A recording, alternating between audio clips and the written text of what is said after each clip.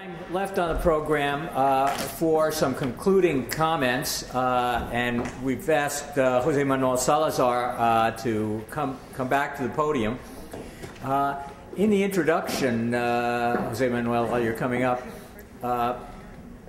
we talked about one of the sets of policy recommendations for this study was directed at governments and what they could do and what they should do to help promote a better functioning labor market so that you could have these types of better distributional policies that we've been talking about.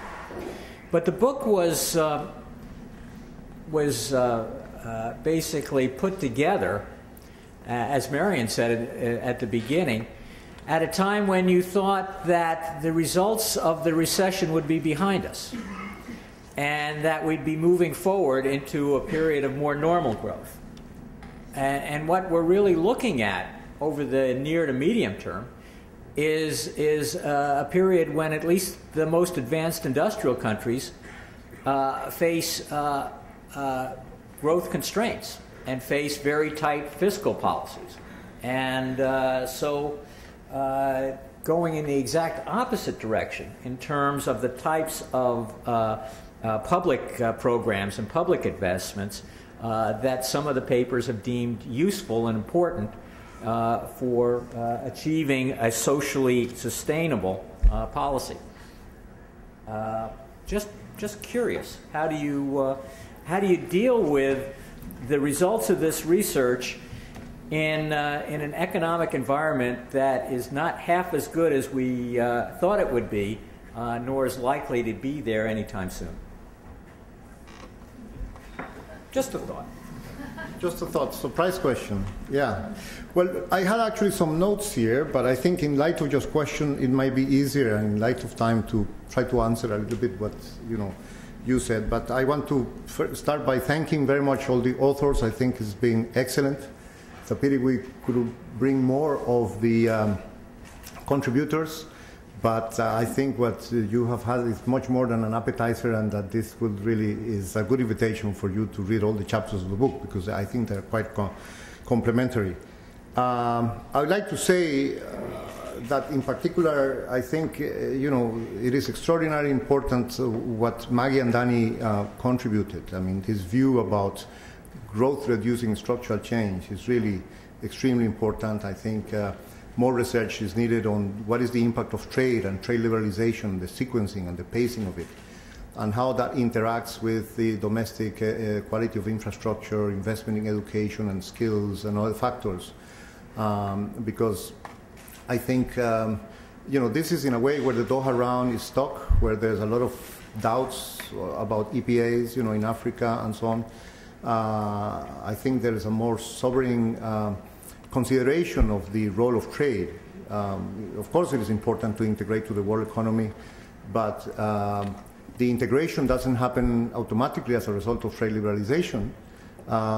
It really requires policies on the supply side and right conditions and investment climate. So you need to have this economic energy, so to speak, and this response on the supply side, and then the social dimension as well. So I think that structural dynamics is quite crucial. Look, Jeff, I mean, this is really a surprise question. I think this is the $1 million, more than the $1 billion now question.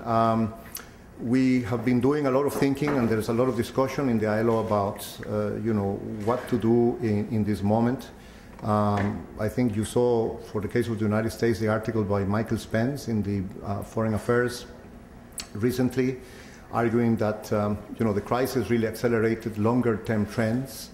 We have to do with trade and opening, but also, of course, with and we saw some graphs to that, the huge growth of emerging economies in terms of manufacturing. I was talking with Ernst Brecht now during the lunch, and he was telling me that China now has overtaken very substantially the United States in terms of manufacturing exports in comparison with the United States. So, I mean, the reduction of manufacturing as a sector, as a source of employment, It is something that should be worrying countries like the United States. It is something that we say in the ILO that should be worrying developing countries, that we go back to,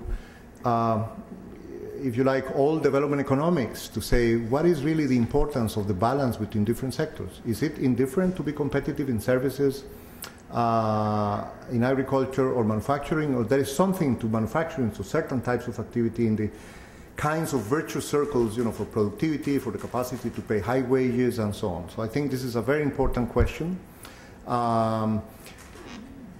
That takes us back to some of the structural issues of economics that perhaps were more discussed in development economics than in the macroeconomics of modern times.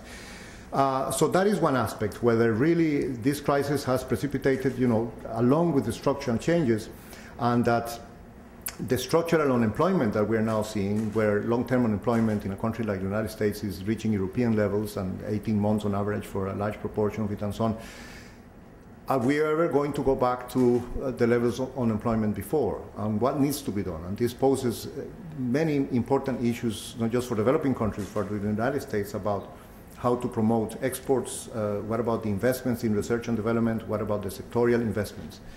I was a bit concerned by the conclusion. We were talking before on one of the papers about all the heterogeneous productivity in companies and sectors throwing doubt on the possibility of targeting. I think it is very important to have a good vision on targeting. Look, I come from having some very deep discussions with the World Bank last week. As you know, the World Bank World Development Report next year is about jobs. And one of the main questions that they are putting, and we, struggling with this, of course, in the ILO as well, and see how to advise our member states, where are the jobs going to come from? We have been pointing out that the link between growth and jobs have been weakened, not just as a result in the recovery, jobless recovery and so on, but we have figures in countries that, for a number of reasons, even in countries with relatively high and sustained growth, the employment doesn't follow as strong as in the past. And the question is, are there ways in which policy can increase the employment content of growth? Again, it throws us back to the same discussion. What are the sectors? What are the dynamic sectors? Where are the new jobs?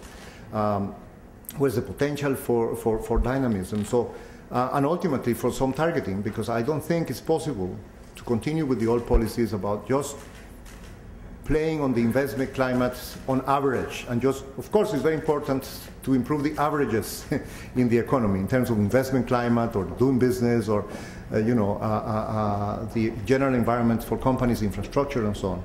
But I think it's very important also to have a serious conversation about the sectorial dynamics, the growth dynamics in different sectors, and how to have policies that can incentivize, virtuous circles in that sense. So all this new research, based on the new databases that we have seen, where we can look at the details of companies of different sizes and the dynamics within sectors and the productivity across sectors, I think is essential. I think this is at the core of employment policy discussions. Now, on the issue of stimulus, just a thought. If I had the solution, I wouldn't be here, I think. But I think the word stimulus has become a bad word, unfortunately.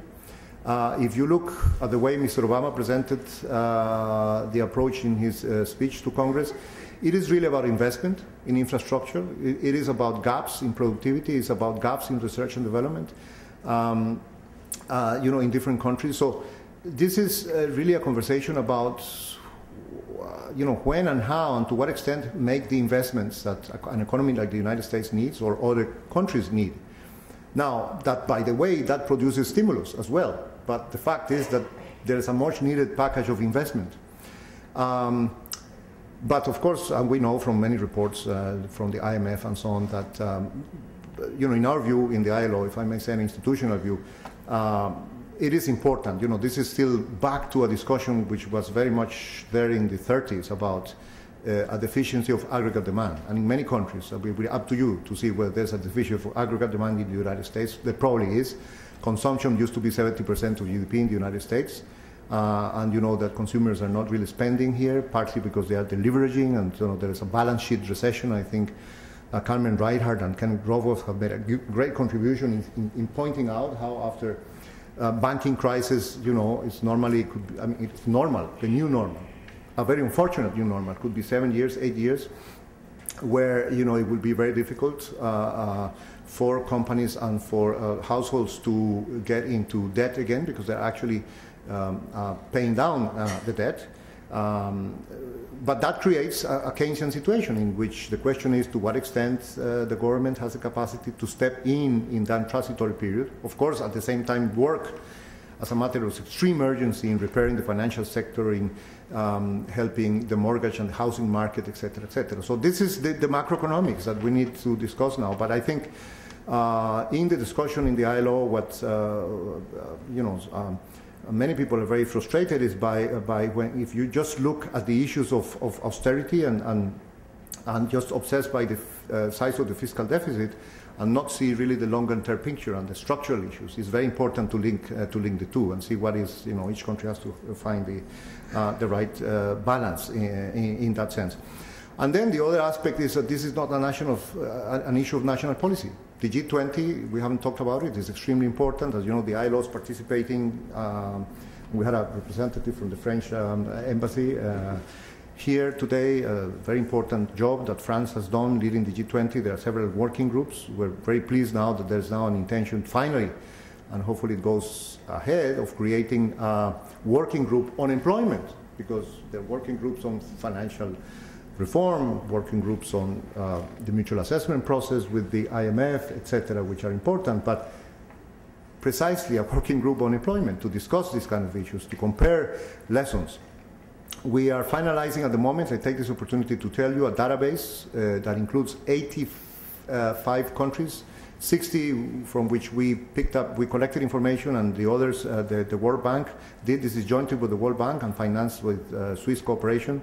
And I would say it's the largest database on crisis response measures in the world, and we will soon make it public, good for the researchers here and so on. We will make this public.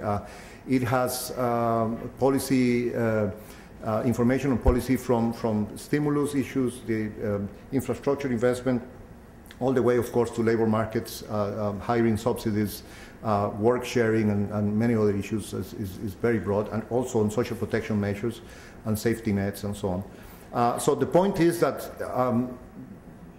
going back to G20, you need a multilateral solution, and we know how difficult that is politically at the moment. The leadership to really see, you know, there was a period in the G20 when there was a lot of self-congratulation about how there was an initial round of coordinated fiscal stimulus. Well, now it's not so easy, and the debt levels are high and so on. So I don't think this is an answer to your question, but I mean, your question is really at the heart of the most difficult challenges that individual countries are facing. And I think there is one conversation among economists, what theory would tell you must be done. But of course, politicians live in a political world and there are political restrictions. Let's hope that the political systems can deliver, you know, the kinds of policies that are needed. And let's hope that Asia continues growing. It's very worrying that the IMF revised downward the growth rates from April to now in September. The US, instead of 2.5, is expected to grow only 1.5, similar to other countries in Europe, even China. So clearly we might be, you know, at the beginning of a new round, certainly of downward growth, but hopefully not recession. But going back to our book, you know, obviously this is extremely important part, and I think these things are connected. The concerns are not just about globalization in terms of trade liberalization.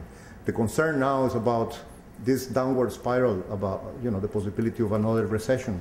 And I think that the social dimensions of the recession are incredibly important. I mean, the research on the impacts of unemployment, the figures about the youth unemployment. You know, in Spain it's 40%, and if you add the discouraged youth, is 47. One of every 2 young people in Spain are unemployed.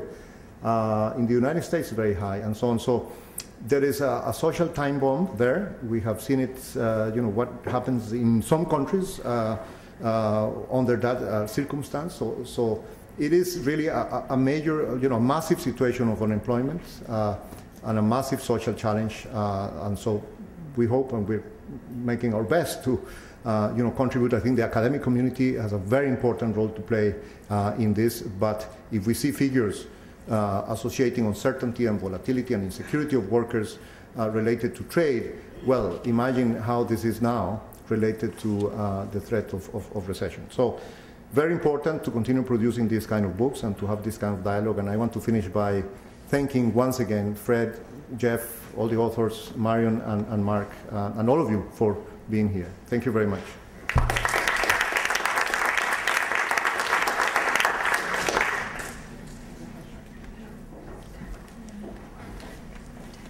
Thank you very much, José Manuel. I apologize if you think I gave you a curveball, as we say in baseball here, but actually you handle it like a fastball right down the middle of the plate. And at the risk of overindulging on this feast, I would entertain if there's someone who has an urgent question for José Manuel or the authors, or a comment before we adjourn. I think people, as José Manuel said, we've had a really rich feast today, and there's more in the book. So not seeing any urgent calls, I want to thank the authors and editors of the book for coming here and allowing us to host this very valuable conference. I think we've all learned a lot. We need to learn a lot more, and the book is there to help us in that task. So thank you again, and meeting adjourned.